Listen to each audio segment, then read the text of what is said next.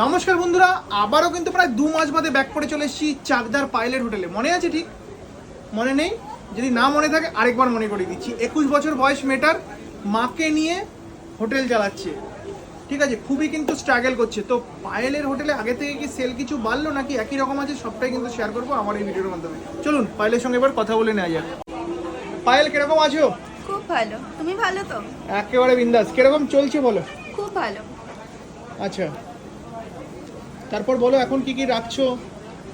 As same যেগুলো রাখতাম, এখন সেলিংটা বেড়েছে, মানুষজন আসছে যাচ্ছে, তোমার কথা খুব বলে। আমার কথা বলে কেন? খুব বলে, হ্যাঁ, যখনই কাস্টমার আসে ভিডিও তো আগেই অনেকেই বলে। করেছে। আমি জানি না, তুমি হয়তো সবার জনপ্রিয়। আচ্ছা, কি বলেছে লোকে? সবাই বলছে জানো তো পায়েল, তোমাকে ওই সৃজিতার ভিডিওতে দেখলাম, খুব ভালো লাগে শুনতে।